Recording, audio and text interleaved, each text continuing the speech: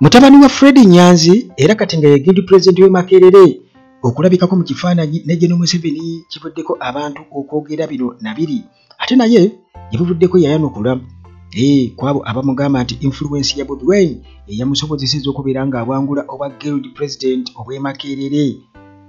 Ssemakadde newankubadde nga munnange baamuyisaako ekibaluwa oba ekiragiro eky'ensi yonna okubeera ng'akwatibwa ekyewuunyisa atambula nsi ku nsi nga teri amukuba ku mukono.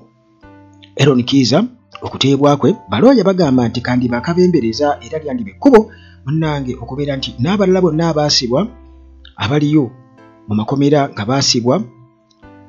kooti masho nga gye baali babavunaanira kandi bakabembereza okubeera nga bateebwa. Ate munnange bwe baakutte ng'asuula kasasiro mu kibuga omulamuzi amusindise ku limanda newankubadde nga munnange agezezzaako okwewozaako mu buli ngeri yonna ng'awa ensonga zeyandibadde alowooza nti bandibadde bamuteerako naye mulamuzi n'amagamba teri kusaaga. Okay, kansooke nkulamuseeko nga bulijjo era gyebaleko gyonna gy'otuusaako engalo mu mikwesese nga bulijjo Uganda Atalagi gyendi nnyo emimuli n'emibugo tukyagivuunyoolera ddala embulugunya gye ziri nnyo. Kaakati munnange katumaze okubeera nga tujjako ekiyinja zikometa yaffe bwetyo etandikidde wali ku kasozi Makerere kakati munnange eno kizibwe wa Bobi Wine nga ye guild president owe Makerere bw'atyo yasisinkanye General Museveni. Ensonga z'ono omwana zitabudde nnyo abantu era nga nze nga Uganda Atalagi n'alibadde ndabula bonna bannankyukakyuka nti baaliremye oba baalirowoozezza nti baali badde baba n'endowooza nti si buli kimu kiyinza okubendingira mu layini yaabwe bo nga bwe baagala kibendinge oba gye baagala kiwetere gye bakiwetera gye baagala kiwetere. Ekyo kigenda kuba kikyamu nnyo kubanga ekisooka naddala abo oba oli awo abeesiba ku nsonga ezimu nti kati ng'ez'ono omwana nti singa katugize baamuwa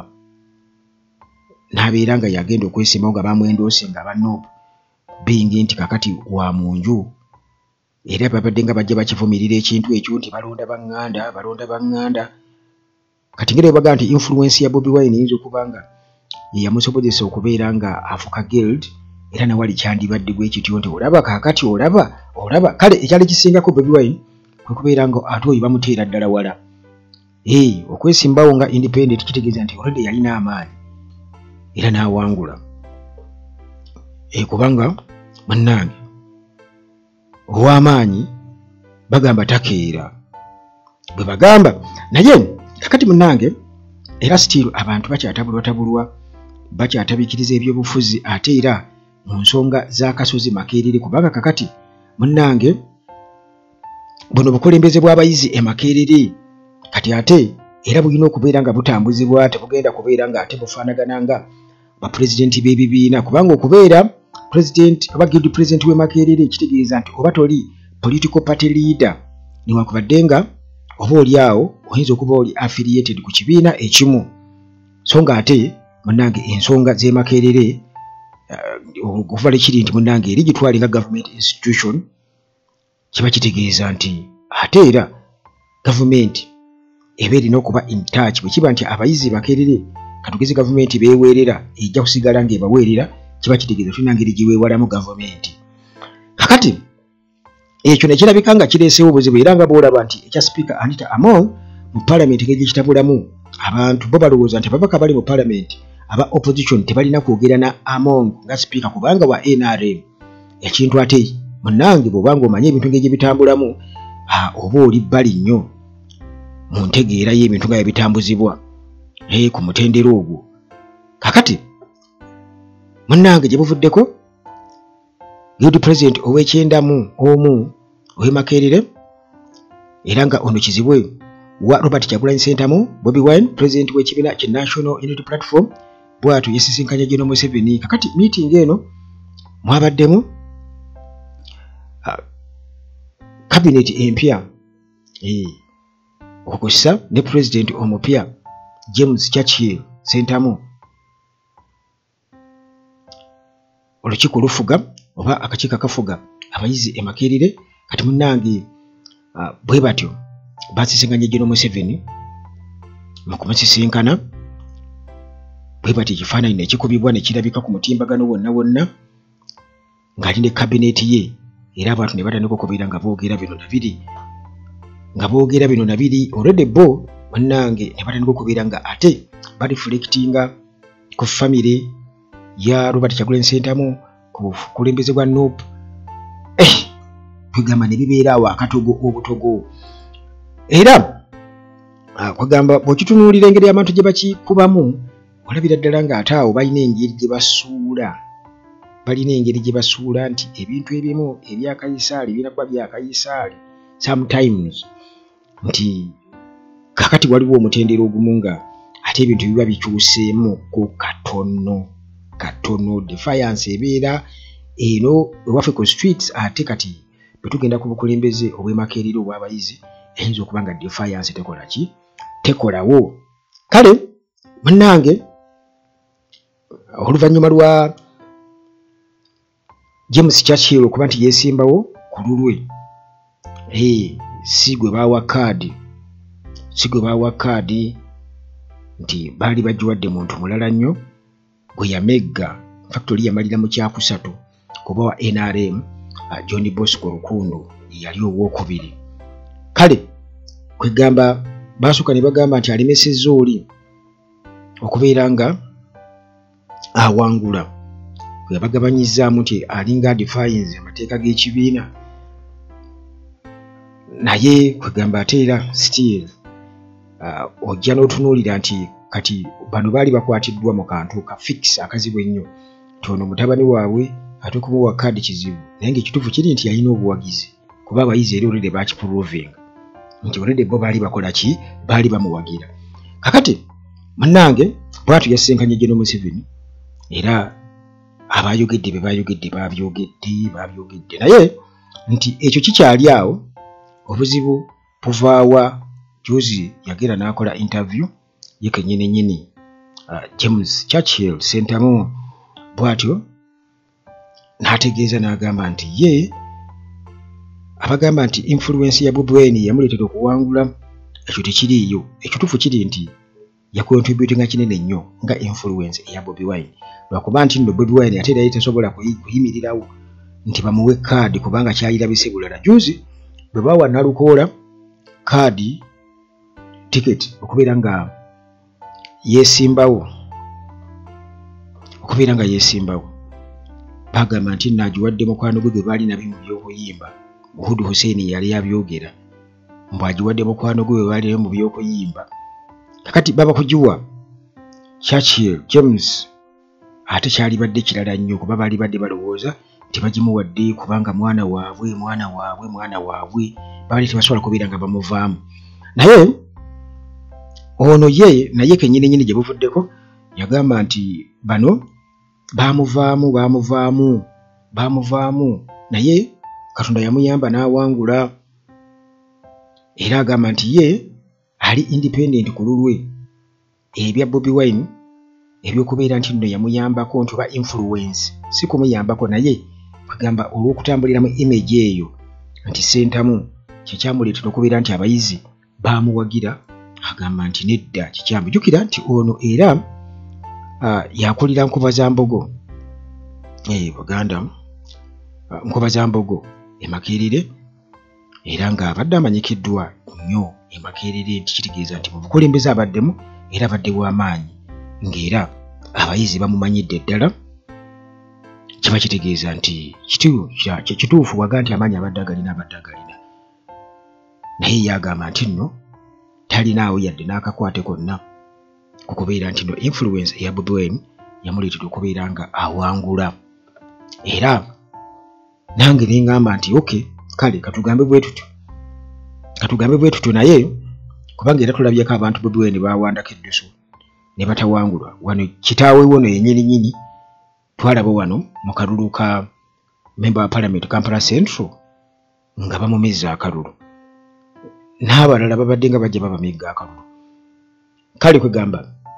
ekyo tekitegeeza nti oba oliawo nti bwebeera muganda wa Bobi Wine oba ng'olina oluganda ku Bobi Wine nti abantu basobola okukulonda oba oliawo olw'ekyo era basobola obutakulonda olw'ensonga ezimu naye nga nze kale okusinga oba okutunuulira ebintu byonna nti good president aba good president we Makerere nti kiyinza okubaawo ne impact y'amaanyi ennyo tikigenda kujja obuwagizi bwa Bobi Wine oba Nuupu e Makerere nti bamukyawerwa kubanga ono tekisoboka. Kale kiba kitegeeza nti oba oli awo abantu abamu ate bandibadde ebintu ebimu babireka bulisi ne babivaako ne birema kubeera nga bibamalira ebiseera nti ate asisenga General Museveni ate akoze atya. Olina okusooka n'otegeera context y'ebintu nti kyewalika ng'oli guilty president we Makerere kyewalika Museveni bw'ajja okukyalayo kyewalika okuba nti nagwe omuyizi w'abayizi omukulembeze w'abayizi togenda kwogerako gy'ali nga naye waali kyewalika awo simanyi kinayo ansa kati gwagirina yes nga tolaba kubeera ng'okomentinga ansa gwakola ki gwagirina. Kakati munnange bwe tugenda ku nsonga za Ssemakadde tetumanyi oba bali mu kumunoonya oba ate ali mu comfort zone ali protected ekyo nze naawe kubanga munnange Ssemakadde niwakubadde bamuyizaako ekibaluwa naye ate gyali alabika ali mu kulya butaala atambula nga bw'ayagadde watali alina okweraliikirira. Jjukira nti Ssemakadde gwe twogerako ye president wa Uganda Law Society Isaac Ssemakadde era munnange ono yalabiseeko mu ggwanga erya Malta yabaddeyo nga ali mu kwatendinga 2025 Commonwealth Lawyers Association Conference mu makati gwa reports eziraga nti aliko international arrest order naye munnange bw'atyo yalabiseeko eyo. Kati Ssemakadde gwe twogerako amanyikiddwa nnyo ti musajja mugumu nnyo ate era wa kigambo kye mu kulwanira eddembe ly'obuntu era ensonga ezo tazizannyiramu yadde n'akamu. Akati munnange ono abadde mu mirerembe ak'emisango egiwerako wano e Kampala ekyamuviirako okubeera nga adduka nti essaawa yonna baali basobola okubeera nga bamukwata. Kale bw'atyo yalabiseeko kugambye e Malta nga ali wamu ne ba lawyers abalala bali prominent kati nga lawyer omu mu ggwanga erya Kenya amanyikiddwako nga Ahmad-Nasir Abdallahi Ahmad-Nasir ge mannya ge. Kale kwegamba ekyo ne kituleetera okubeera nga tulowooza nti ddala tuyinza okwebuuza nti Malta erirudda wa eri Mediterranean Sea si erisangibwa mu Europe nekubadde abamu bayinza okuba nga balowooza teri mu Europe kubanga eri maserengeta ga Europe wakati wa Seychelles ne North Africa awo weeri awo. Kale eyo gye yabadde era nga kirabika international recognition agifunye era ndowooza nga bo bagambira ddala tekatumukwatira ki eby'Uganda by'Uganda kirabika byayingiramu ebyobufuzi era nga bintu tebigasa kiri awo kubeera nti bayinza okulagira kkooti poliisi y'ensi yonna nti bwe muulabirako mumukwate nabo bakwate kuki kyekibuuzo. Kati Aaron Kiiza okusinziira ku lawyer Opio agamba nti okuteebwa kwe kulabika kugiyambye nnyo kulabika kuyinza okuba nga kwe kuyambye kwe kugudde ekkubo okubeera nti nno n'abalala bonna abaasibwa kooti masho be yasiba mu nsonga ezitategeerekeka nti bandiba nti balina okubeera nga bateebwa. Jjukira ono amaze ennaku 87 mu kkomera amaze ennaku 87 era okusinziira ku mulamuzi eyasaze omusango yagambye nti ekisooka mbu section e'17 akawairako okubiri nti aka UPDF Act nti maximum ku musango gwa musibya ennaku ziyina kuba nga tezisukka lunaku 30 kiriza gu mwezi gumu so nga ate kati buuyo bano bamusabira myezi 9 kati ng'omulamuzi munnange bw'atyo yakakasiza n'agamba nti ekyo kiba kimenya mateeka kiba kiri wabweru w'amateeka. Omulamuzi eyagubadde mu mitambo Michael Erubu era nga ono ye yasobodde okubeera nga akakasa nti ddala Aaron Kiiza basualities balina batuukaganye n'omutindo okusobola okubeera nga basobola okumukomyawo mu kkooti singa kooti ebimwetaaze nga katugeze obanga abadde agugobye ng'abuze basobola okubeera nga bamukomyawo. Kati ate era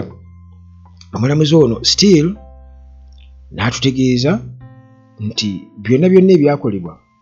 byakolebwa wabweru w'amateeka. Byakolebwa wabweru w'amateeka newankubadde ng'era bbayiro yabadde ya $2,000,000 naye bw'atyo yatutegeeza nti bino byonna byakolebwa wabweru w'amateeka. Ennaku zirina kubeera 30 okusinziira ku mateeka, so si nti bamusalire bamuteeke mu nkomyo abeereyo. Kale kwegamba entaputa ey'embi ey'amateeka omulamuzi yagiyogedde era n'akakasa nti court martial kitegeeza ebadde ekolera wabweru w'amateeka. Kati ekyo nekindeetera okwewuunya nze ng'omuntu, kubanga juzi twalaba Attorney General nga bakakasa nga bagamba bamuwa ekibonerezo kiri fair. Mujjukira bulungi nnyo nga bagamba ekibonerezo kye bamuwa kiri fair, asavinga ekibonerezo ki. Bwe muba mukyajjukira ebibaddewo emabega mu kkooti awo. Kale munnange abalala bonna abaasibwa nabo kati basobola okubeera nga abateekayo bail applications zaabwe era nga kiri most likely okubeera nga kkooti ewuliriza era ne bateebwa. Kale munnange ate si birungi n'akamu era nga kaalibadde kabonero ka kuyiga eri omusajja Ronald Katende wa myaka 26 ono bamusindize ku rimanda olw'okubeera nti nomune yakwatiddwa ku kamera ng'asuula ebisaaniiko mu mufulejje wali ku Queens Way mu Kampala. Kakati munnange omusajja ono bw'atyo yalabiseeko maaso g'omulamuzi Edgar Karakire era nga ono yamusindize ku rimanda paka 15 mwezi ogwokuna 2025 newankubadde nga bannange musajja mukulu ono Ronald Katende yagezezzaako okwekubira enduulu n'agamba bannange mukyala wange ali lubuto ate lukulu ali mu mbeera mbi mwali badde mundeka munsaasire. Omulamuzi yabigaanye n'agamba agenda bakusibe beerayo kubanga ensonga z'obuyonjo mu kibuga ziri waggulu nnyo z'amakulu nnyo. Era abantu ne bagamba mumuleke agenda asaavinga ekibonerezo kye. Omusajja omulala ajja kuteekinga over alabirire mukyala we. Oba onookola nga tonakola mpisa mbi sooka omanye nti olina obuvunaanyizibwa, olina abaana, olina omukyala gwe breadwinner. Kati kiba kitegeeza munnange oba kujjawo babeera bagenda kusitaavinga. Bangi nnyo abakyala babaddukako era bagenda okuva mu makomera ng'abakyala bonna bagenze be baasibira obwereere naddala aba political prisoners. Amaka gaasasika olw'okubasiba bamawudiini boogera ti amaka munnange tebaakwatamu. Kale munnange ebyo byebyo era kankusiibulire wano ate tusinkane mu boozi zaffe eziddako wano ku Uganda Atulagiga bulijjo. Mukama Katonda bakuume.